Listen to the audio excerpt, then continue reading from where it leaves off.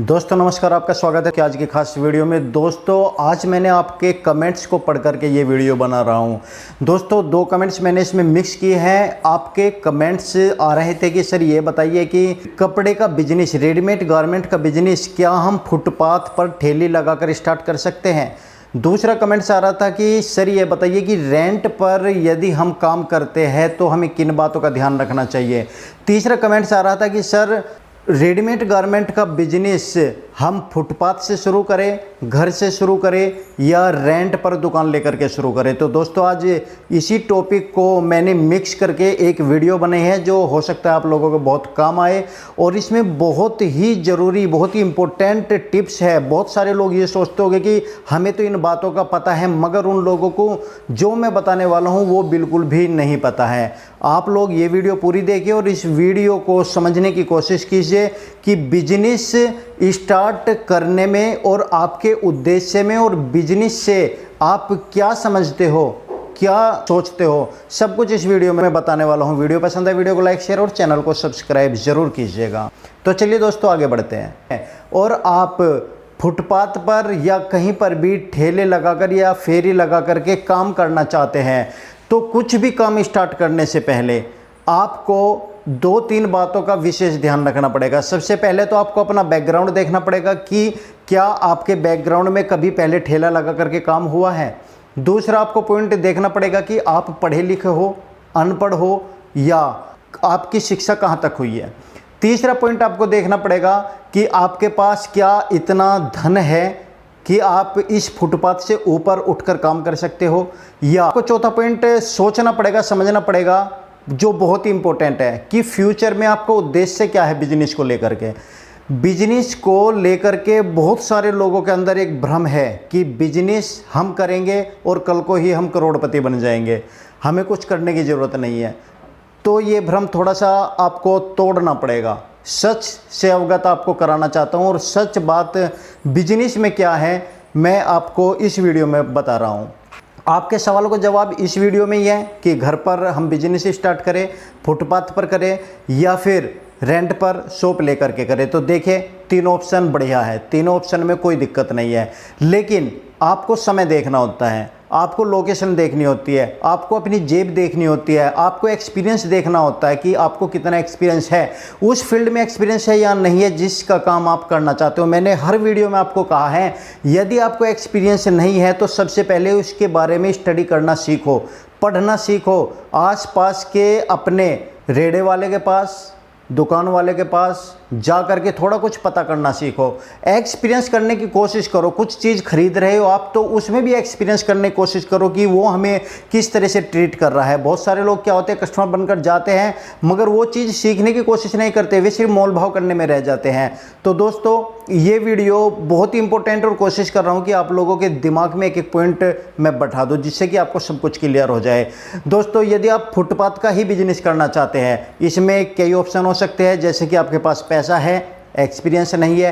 पैसा नहीं है, एक्सपीरियंस है, दोनों में बहुत ज़्यादा डिफरेंस है। यदि एक्सपीरियंस आपके पास है तो दोस्तों आप फुटपाथ से स्टार्ट बिल्कुल ना करें, आप रेंट की शॉप लेकर के स्टार्ट करें। यदि आपको एक्सपीरियंस है और आपके पास पैसा नहीं है, एक्सपीरियंस होने के बाद पैसे का इंतजाम आप कर सकते हो इधर उधर से।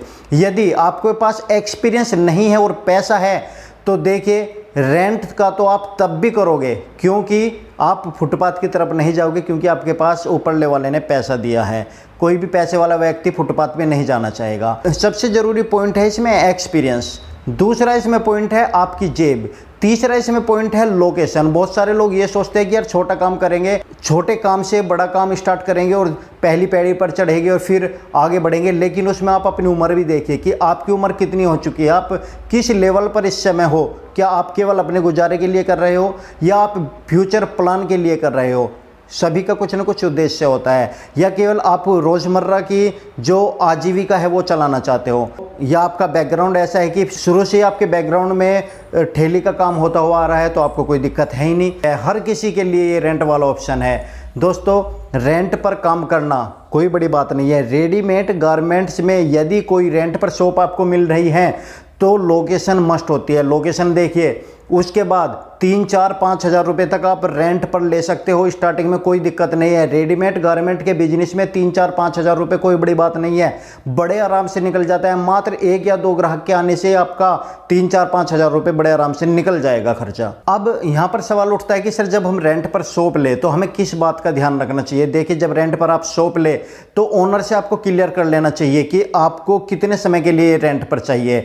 देखिए, ओनर भी ये चाहता है जिसे रेंट पर देना हो कि लंबे समय तक उसका किराया आता रहे, लेकिन कस्टमर के मन में क्या कन्फ्यूजन होता है कि यदि हमारी दुकान ना चली तो हम क्या करेंगे, यदि हमारी दुकान चल गई और मालिक फिर खाली करने को कहने लगा तो हम क्या करेंगे। तो वो दुविधा में फंसा होता है। तो इसका एक सॉल्यूशन है, आप हमेशा एग्रीमेंट बनाकर ही काम करें और कम से कम 5 साल का एग्रीमेंट कराए।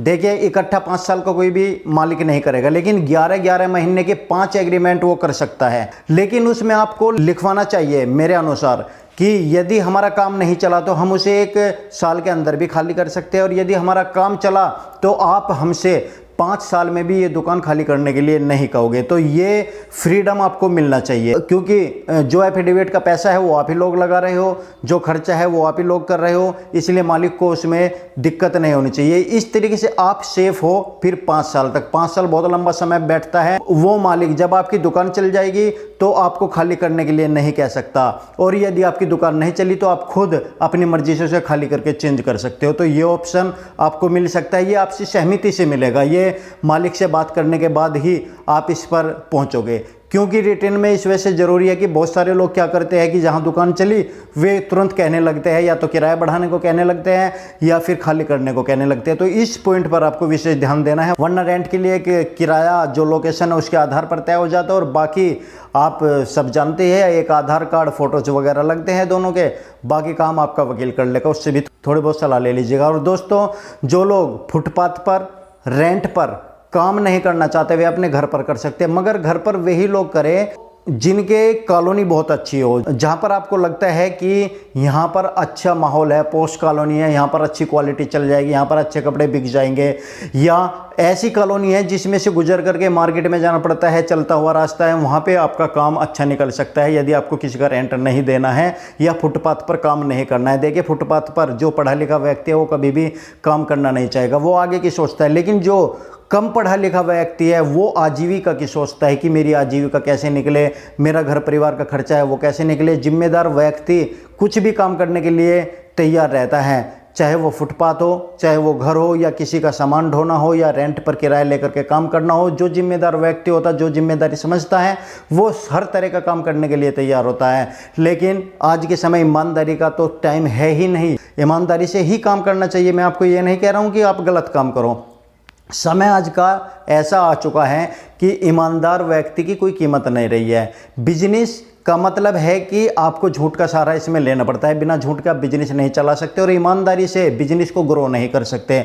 ईमानदारी से यदि बिजनेस को ग्रो करोगे तो बहुत लंबा समय आपको खींचना पड़ेगा। थोड़ा सा आपको इसमें झूठ का सहारा, जहाँ झूठ का सहारा लिया वहाँ ईमानदारी खत्म हो जाती है। तो दोस्तों, बिजनेस के कुछ फॉर्मूलेज होते हैं, कुछ टिप्स होती है, जो मैंने चैनल के ऊपर एक एक वीडियो करके बहुत सारी टिप्स दे रखी है। वीडियोज़ को कंटिन्यू देके तेजस्वी व्लॉग को यूट्यूब पर सर्च करें, और बहुत सारी वीडियोज़ आपको ऐसे निकल कर मिल जाएगी जो आपके काम आ सकती है। आप जरूर सर्च करके वीडियोस अपने मतलब की देख ले। तो दोस्तों, यहां पर आपको तीनों पॉइंट, रेंट पर या फुटपाथ पर या घर से, कहां से स्टार्ट करें। सबसे पहले आप उद्देश्य देख ले अपना कि आपका उद्देश्य क्या है, फ्यूचर प्लान क्या है, आपका मीनिंग उस उद्देश्य में छिपा क्या है। वो जिस दिन आपको क्लियर हो गया तब आपको कोई समस्या नहीं होगी। जब भी आपको उद्देश्य क्लियर हो जाएगा तभी आपको रास्ता मिलना शुरू हो जाएगा। तो दोस्तों, उद्देश्य मैं आपका नहीं बता सकता, आपको सिर्फ सलाह दे सकता हूं कि अपना उद्देश्य फोकस करेगी। फ्यूचर का प्लान क्या है, आप क्या सोच रहे हैं, आपको क्या करना है,